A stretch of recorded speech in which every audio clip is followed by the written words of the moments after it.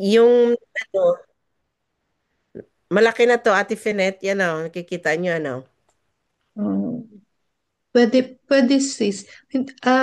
You know how to, yung full Ate, screen. Yes po. pasensya na po. Huwag po Sige ninyong po. gawin ng paglaki po ng ganyan kasi Diyan sa baba. nag-ano po siya. Ayan po, di yan, Sa baba. dyan po sa ano ninyo, sa laptop Hmm. ninyo, meron po siyang full screen. Ito Hindi yon. po dyan. Ayan Ayan. po, sa Ayun. katabi. Mas usog po kayo sa bandang mo kakaliwa. Sige pa, sige pa. You may cross Ano po, hindi po yan. Hindi yan. Ito po, yung parang meron po siyang full screen dito. yung Ito. Hindi po yan. 'Di 94%. ba meron pong katabi po ng yan. apat na parang, Ito. yan, yan, what? No, no, no, no. The Hindi. other one, the other Ito. side. Hindi Yung po yan. kanina na pinoint mo na sis. Ito. Hindi po. Balik. Halika lang. Dito. Yan. Yan. Yan. Yan. Ayun.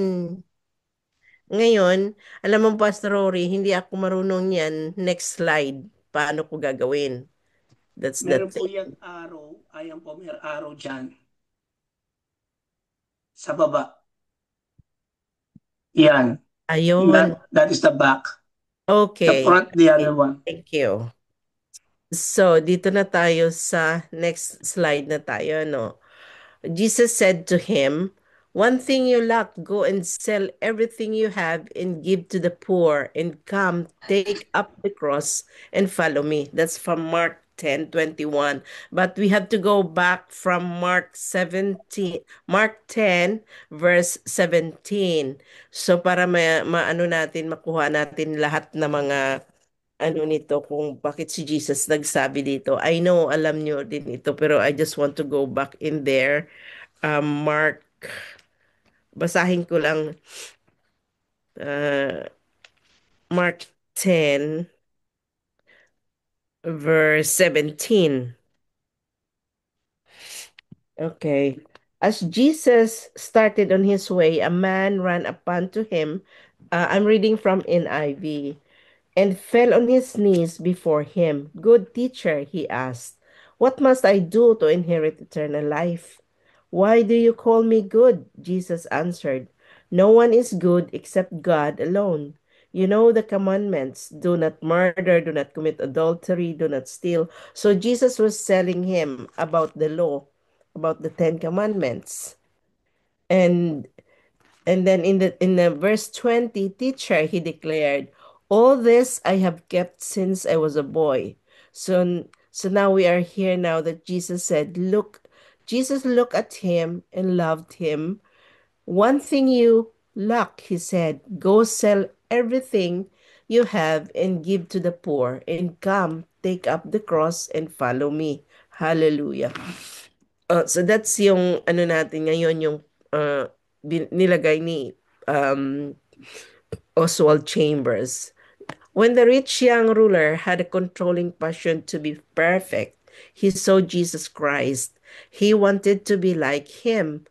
Our Lord never places anyone's personal holiness about everything else when he calls a disciple. Jesus' primary consideration is my absolute annihilation of my right to myself and my identification with Him, in which there are no other relationships. So, yun ang sabi ni Oswald Chambers. Di ba tayo, pag tinawag tayo ni Jesus, lahat ng mga disciples na ano makasalanan lahat, di ba? Yung mga disciples niya na ano si Matthew, 'di ba, tax collector 'yon. Yung iba na ano ay walang mga pinag-aralan. So, yung tinatawag niya yung mga disciples niya because hindi perfecto. Eh, kaya hindi basihan yung mga natapos natin kung anong status natin sa society. God didn't see us kung ano man tayo, kung tinatawag tayo na magiging disciples na magiging follower niya at saka believer tayo ng ng ni Jesus. Nag-expand tayo ng Jesus agenda. Hindi siya pumipili sa status natin in the society.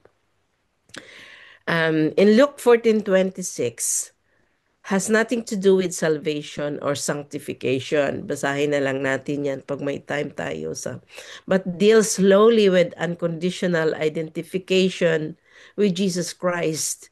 Very few of us truly know what it meant by the absolute go of unconditional identification and abandonment and surrender to Jesus. Nung una, hindi ko alam itong, sabi ko, anong ibig sabihin ni Oswald Chambers dito na unconditional identification? Yun pala yung total surrender mo, you abandon yourself and then surrender talaga sa kay Jesus, lahat-lahat. So yun ang na natin dito na ang unconditional identification natin sa kay Jesus. Kaya sinabi ni Oswald Chamber na absolute go of unconditional identification and abandonment and surrender to Jesus. So which is yan ang natin, ang ginagawa natin. And every day, Jesus, the Holy Spirit is teaching us and leading us na magiging tayo, total surrender tayo sa kay Jesus Christ. Then Jesus, looking at him, loved him. Mark 10:21. This look of Jesus required breaking your heart away forever from allegiance to any person or thing. Has Jesus ever looked in this way at you? This look of Jesus transforms, penetrates, and captivates. Where you are soft and pliable with God is where the Lord has looked at you. Meron akong nakuha dito na na pagbubulayan natin. Ano ba ang tingin ni Jesus sa iyo, sa bawat isa sa atin? Kung katabi natin ngayon si Jesus, anong anong tingin niya sa atin, sa bawat isa sa atin? So pag natin yan, ipagbulay-bulayan natin, pag i-share natin yan mamaya. Kasi ang sinabi dito, this look of Jesus transformed us, penetrates, and captivates. Look at the way He looked at you, Ate Finette, Pastor Rory, Kuya Virgil, Ate Flora. The way he looked at Jesus, yung love, the on fire, the fire of love na tingin niya sa iyo na nanglalambot ka yung puso mo, na the way he look at you with love. It is so amazing, isn't it? Na wow, you know, ganyan yung tingin ni Jesus sa akin. Ang tawag ko dito ay yung the way you inaano mo, tatanggapin mo yun. It's about the relationship that we have. Because masabi ko ito kasi dati, hindi ito ang ano ko, yung mindset ko or the way God look at me.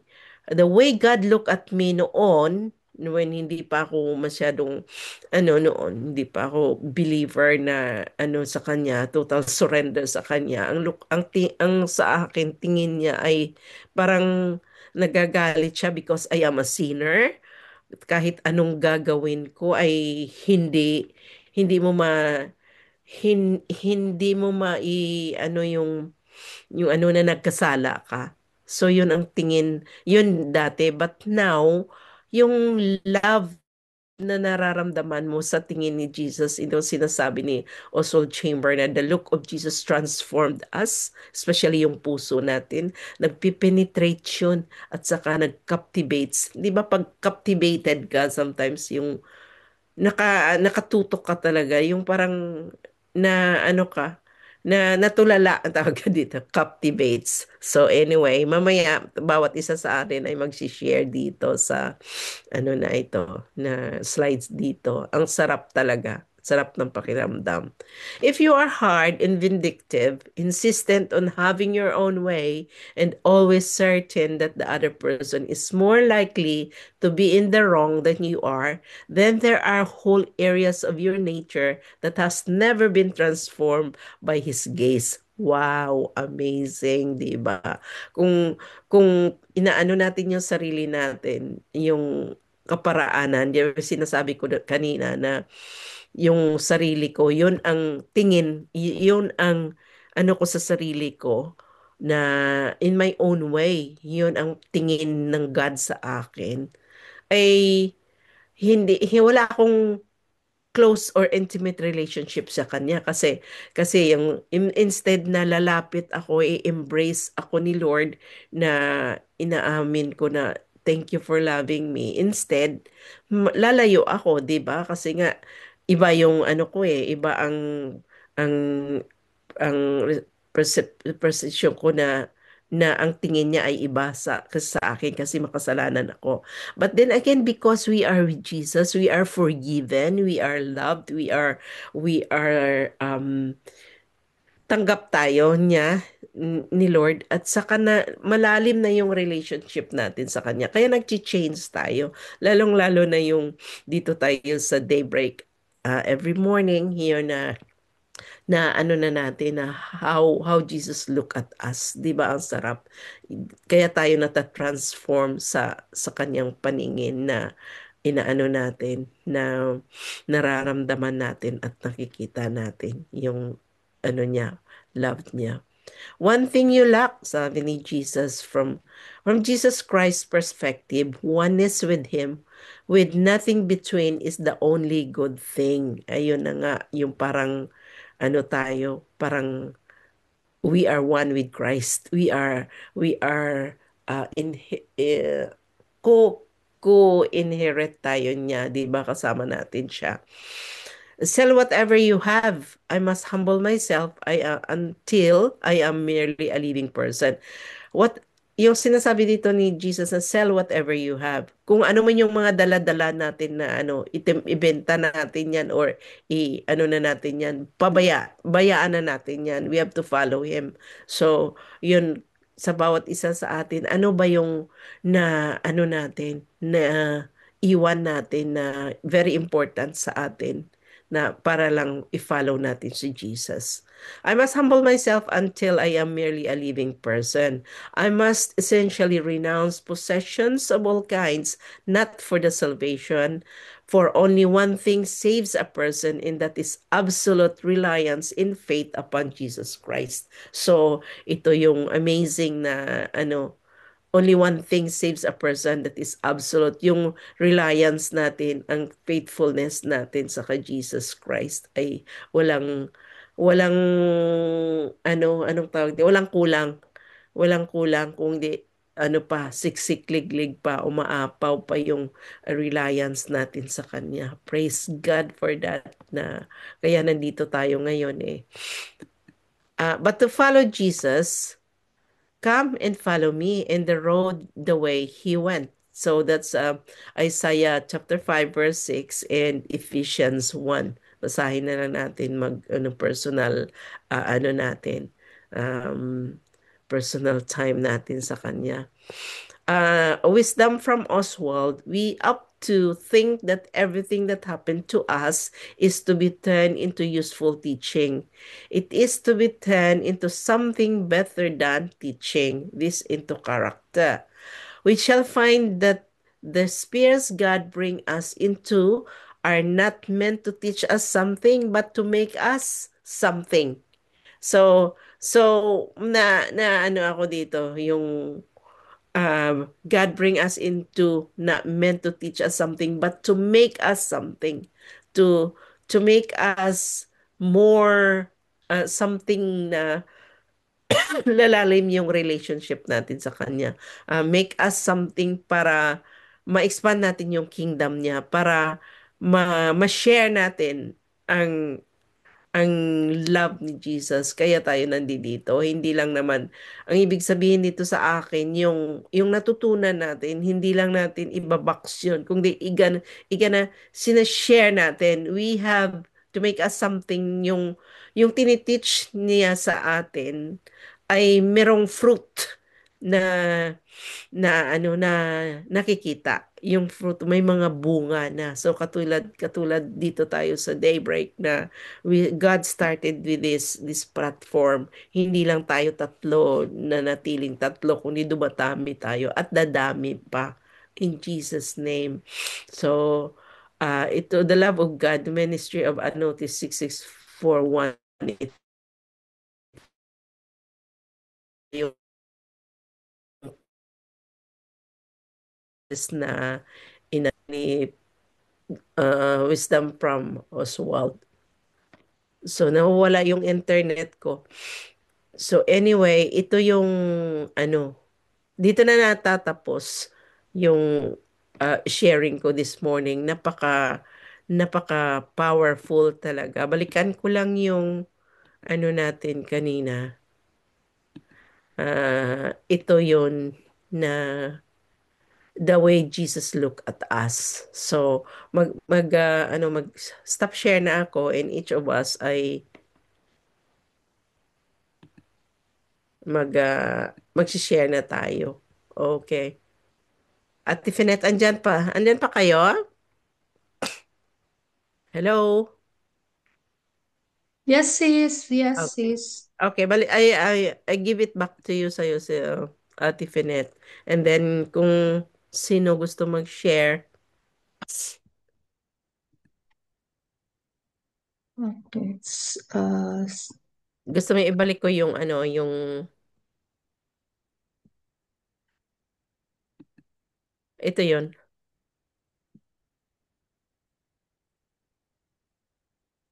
Okay, sige po. I think the invitation is there. Sinabi na ni Sister Ophel. Anyone who would like to share, the floor is open. Just unmute yourself po.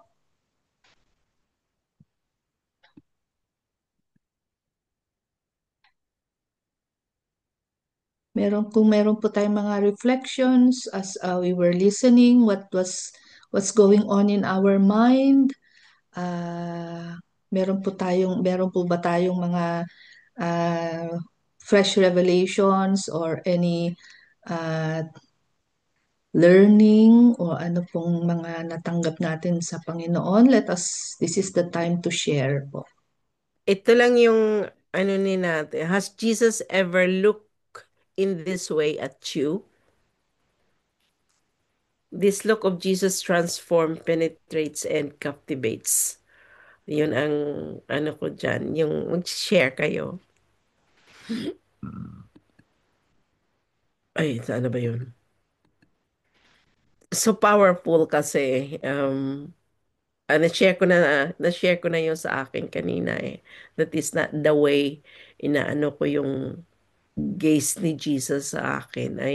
Because I'm a sinner, akala ko yung hindi hindi hindi ganito yung tingin niya, yung ano, because at that time I don't have a relationship with him and I don't know him that much. Kung ano lang ang naririnig ko sa mundo, yun lang ang ano, but ang perception ko na tingin niya na parang inaano ka niya, parang sabi, oy, makasalanan ka, ganito gagawin mo. Yung parang guilty ka, tapos you feel condemned as well because you are a sinner.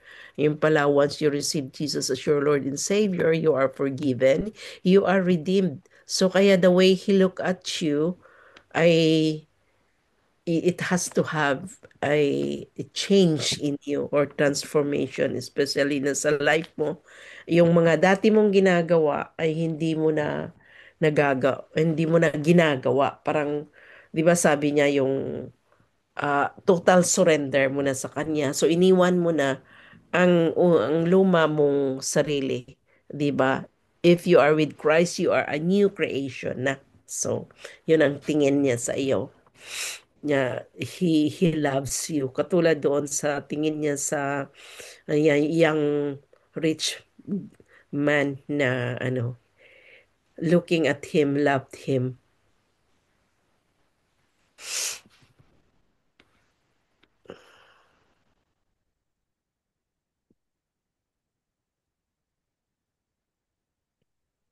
Okay?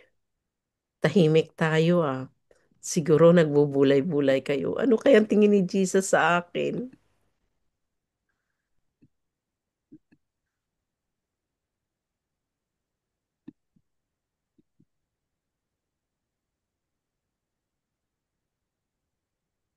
Sige po, baka meron pong gustong mag-share about anything. Kung meron po tayong mga, ayan, ayan, si Sister Opo, Flora. nakasasada pa po ako. Well, Pero dahil wala pa pong nagsishare, share na lang ako. Inisip ko kanina pag nasa loob na po ako ng work ko. Pero sa akin po, how does Jesus looks at me? Para sa akin po, uh, He is so merciful to me. Uh, ayaw niya akong malayo sa Kanya. Ayaw niya akong maseparate sa Kanya dahil sa mga kasalanan ko.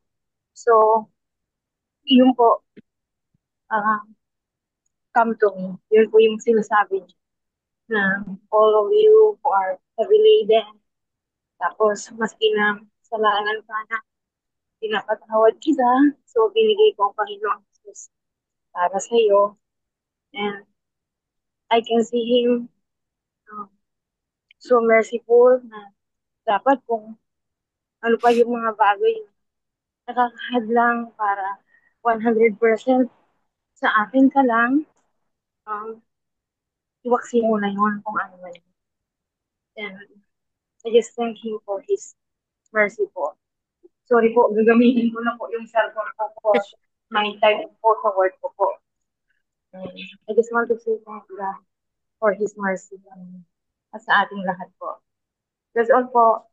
Amen. amen. Thank you po. Amen. Thank you, Sister Flora. Ang sarap naman dyan, ang sumix, ano, yung ang araw-araw. Parang kitang-kita yung the sun is out shining. Okay, so sino pa po? Those who want to share, meron pa po tayong time. Let's grab this opportunity po to um, share our reflections from our devotion po today.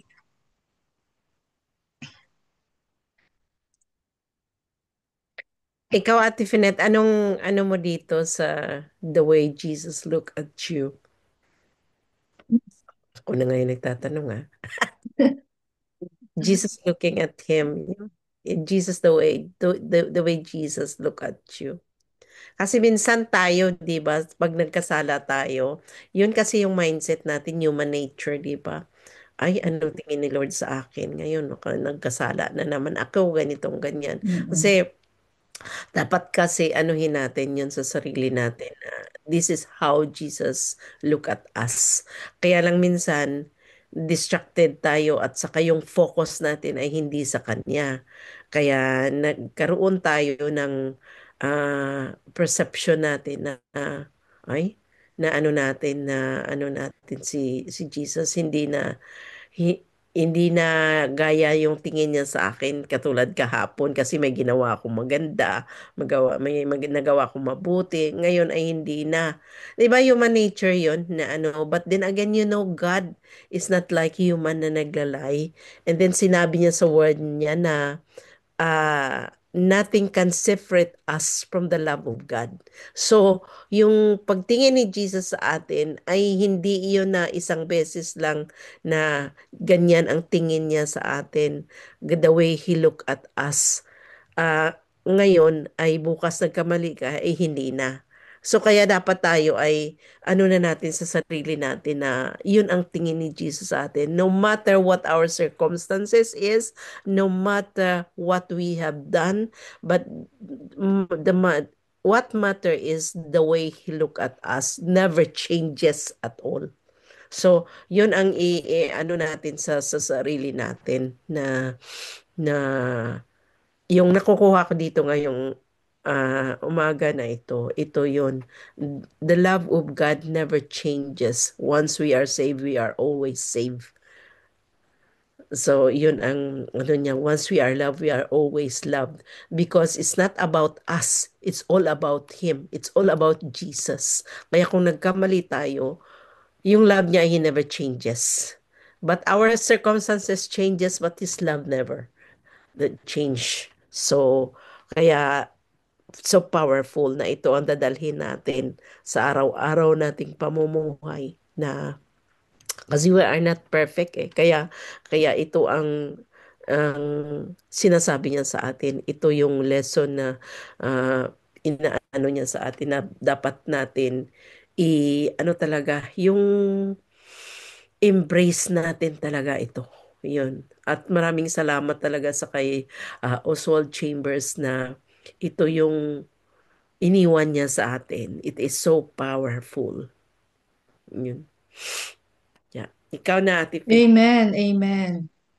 Yes, praise God. So, indeed, yung pagmamahal talaga ng Panginoon sa atin, di ba sabi nga, for God so loved The the world. world, that in the world, meaning that includes us. So, that while we were sinners, sabi pa nga niya, di ba, even while we were sinners, minahal na niya tayo. And when we come to realize that, syempre by the renewing of our minds, kaya nga yun ang isang tatak ng isang Kristiyano is that nababago. Hindi lamang hindi lamang yung ano ba yung it's not just head knowledge. Oo nga, yung aral tayo ng aral, siguro ilang taon na tayong nag-aaral, ang dami na nating natutunan, and but the evidence, the proof that uh, yung yung mga pinag-aaralan natin is application sa buhay natin. Then doon nangyayari yung transformation, yung renewing of our mind, and that is how we show our love back to God as well, to Jesus for what He has done. Kaya yung pang ano, yes, He loves us so much, and that love should be yung power ng love na yon sa buhay natin will also yun nga, bring forth from us uh, yung mga pagbabago na yon na nais ng Panginoon sa atin. That's why we don't remain, di ba? Although of course, sabi nga natin, we are imperfect people, and nagkakasala pa rin tayo. But because of God's love sa atin, na nagkokos din sa atin to love Him. Diba? Because He first loved us. So, hindi pwedeng walang mga pagbabago sa buhay natin. So, we will not stay. Kaya hindi tayo nananatili sa mga kasalanan natin. No? And that is yun yung ano yun yung moving work ng Holy Spirit sa buhay natin. And then yun nga yung look yung how does Jesus look at us? Lagi kong naiisip yun, na-imagine yun while He was um, on the cross. Diba? Yung bang, if you try to imagine nung nasa cross siya, uh, ikaw ang iniisip niya. Like ako, iniisip niya ako when He was on the cross. And that look, yun nga, yung pagka iniisip ko ganun, kung akong iniisip ni Jesus that time na nasa cross siya, when He was suffering, when He is being crucified, when He is about to die, and He still has me in His mind. And if I look at Him, parang nakatingin din siya sa akin. Sabi ko, yung bang parang, I don't know kung anong klaseng tao ka na lang kung hindi ka, 'di ba? Oo, yung hindi susuot or penetrate sa buong pagkatao mo. Amen. Yung pagmamahal na yon na binibigay ng ating Panginoon. So, Amen. And that's the work of the Holy Spirit, that for us to have that heart that is willing to be transformed, that is willing to love Him back, and that is willing to ano ba yon, yung makita din natin kung ano yung gustong bigay ng Panginoon sa atin. Nakakatuwa lang that God knows yung weaknesses natin. Kaya nga yung example doon, yung rich young ruler, Yeah. because not God knows that his wealth is his world, Yeah. diba? Yun yung hinihingi na kapalit ni Jesus for his loyalty, for his commitment to him, is to go and deny himself of all his wealth kasi mayaman siya eh. So anything, that's one thing sa ating Panginoon, anything na parang aagaw. Kasi nga God is a jealous God, di ba? Is jealous in a good way. Aagaw sa kanyang lugar sa buhay natin. Amen. Then that is yun yung hinihingi niyang ang kapalit. But of course, uh, as we grow deeper in faith, yun yung matututunan natin is to rely and trust Him. That Lord, kung ibibigay ko ba ito sa'yo, if I surrender this to you, can I trust you enough? Diba? Na, you know, um, ipapakita mo sa akin that hindi ito ang totoong talagang mahalaga sa buhay ko. And so he's always saying, di ba, sige, you test me on this. Sorry mga kapatid, napapahaba. Ito, naganahan tuloy. I remember when I was still working, and when you are working, especially as a nurse and sa hospital, yung pong weekends is, I've shared this before, the weekends is mas malaki ang sahod.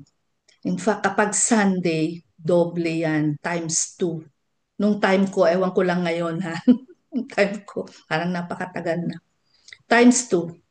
So, there was a point in my life na talagang I struggled to make that decision. Lord, because the Lord was calling me to lead sa church, ang dami niyang I need you. I need you to do this, to do that, sa church. And the only way na magagawa ko yung pinapagawa ng Panginoon is to be in church every Sunday.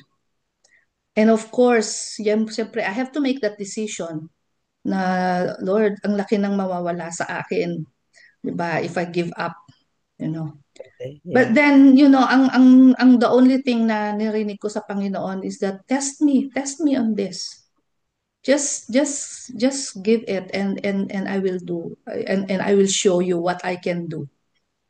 And true enough, mga kapatid, nung give up ko yun, and I just said, okay, Lord, I give this up to you, and bahala ka na. True enough, parang hindi ko naramdaman na oo nga, wala naman, parang wala namang pagbabago. I was still living the life na like I was receiving the salary that I used to kahit na hindi ako nag-work ng Sundays. But that's a step of faith. You will never know unless you take that step and see kung anong gagawin ng Panginoon. But you will never know. Katulad nung rich young ruler, he didn't do it, di ba? He didn't try kasi natakot siya. He just left. And it's so sad that a lot of people are like that. Na pagdating doon, aayaw nila kasi nauunahan na sila ng worry, ng takot. But that the God is saying, just trust me. And hindi lang po dyan, but even in other areas of our lives. Marami. Ako personally, ang dami kong yung, yung uh, work it out na, sige, Lord, ito, I surrender. And it's a work in progress. And the Lord is so, thank God that the Lord is so patient. Naghihintay sa atin to, once we do that, we make that decision, then talagang dun makikita how He is going to reverse situations. He is the God of reversal. And He loves us so much na, di ba? Ang promise nga niya is, I will, my plan is to prosper you. Hindi Amen. naman kita ipapahamak. Hindi naman kita ilalagay sa sitwasyon na, magiging alanganin ang sitwasyon mo. No. Amen. He Amen. will carry us. Yan. Amen. Thank you po. Yes, Haba. powerful. God bless. Okay, so meron pa po ba? Anyone else? Before we move on to ating prayers? Anyone? Ayan, I think tahimik na. Okay, so sige po. Thank you, Sister Ophel, for this powerful sharing. And let us now move on to our prayer blast. Let me share my screen. Okay, so Sister Ophel, do you want to, kayo na po yung mag-choose, mag-appoint ng... O Lord, we ask this in the name of Jesus Christ, our Lord and Savior and Master. Amen. Amen. Amen. Mga kapatid, sa ating pong paglisan, pansamantala sa platform na to, tanggapin natin ang biyaya ng Diyos Ama, Anak, at ng Espiritu Santo at sa kanyang salita na nagsasabing sa kanya ang makakapag-ingat sa inyo upang hindi kayo magkasala at makapagdala sa inyo sa kanyang harapan na walang kapintasan at may lubos na kagalakan na nag-iisang Diyos na ating tagapagligtas sa pamamagitan ng ating Panginoong Jesucristo, ang kanyang kalwalatian, kadakilaan, lakas, at kapangyarihan mula pa nung una hanggang ngayon at magpakailanman. Amen. Amen. Amen. Amen. Sige po, for 1 minute Amen. po, let us prayer blast for Sister Ophel bilang ating devotion leader today. So tayo pong lahat, pagpanalangin natin, Sister Ophel. Our Hallelujah. most gracious Lord, Heavenly Father Father, we God, lift up the life thank of you for the life Sister of Ophelia. Sister Ophel. Thank you, O Lord Salamat, Jesus, for Panginoon Sister Lord, for her Ophelia. obedient heart, for her Salamat, willing heart, Panginoon Lord, na binigay to mo obey salita you, sa kanya na Panginoon Lord, ibinahagi sa sa amin, inyong Panginoon. leading, sa Pagpalain mo inyong po si nais Sister nitong Ophelia sa kanyang kalooban para sa trabaho, kanya. sa kanyang Lord, pamilya, i-bless mo, Panginoon, lahat ng more kanyang and loved more, ones, O Lord, Lord. her life, Pagpalain O mo siya, God. Grant her good health, O bless God. her Grant her the always. peace and In joy the of name of serving Jesus you, Christ, our Lord Panginoon. and Savior. And Amen. continuously, O God, use her mightily and powerfully, Panginoon, Lord, in every way, in every capacity, Lord, that you are allowing her to serve you, O God, and to serve your church as well. Bless her family, Lord. Protect them, Panginoon, from all harm and danger. And also, Lord, yung kanilang buong household, yes, also hedge your protection, Panginoon, Lord, from the work of the enemy, oh God. Provisions, Lord, for all their needs, Lord. And of course, Panginoon, pati yung kanyang mga anak at mga apo, Panginoon, i-bless mo yung kanilang mga trabaho din, Lord. I-bless mo yung work ni Sister Ophel as you continue to use her, Panginoon, Lord, pag-aalaga ng mga pasyente, Lord, at for her to be able to share you as well sa kanyang workplace, oh God, sa mga taong nakakasalamuhan niya, Lord. We declare your strength, oh God, na kailangan niya, Lord, for her everyday work, oh God. Also, continuous healing kay Brother Herman, Panginoon, Lord, and yung yung pananampalataya din niya, Panginoon, that he will come, Panginoon, Lord, to know you more and more, Lord, as his personal Lord and Savior, and live, oh God, Lord, the way you want him to live, Lord. Maraming salamat. Continue to bless this family. In Jesus' name, amen. Amen. And I receive, amen and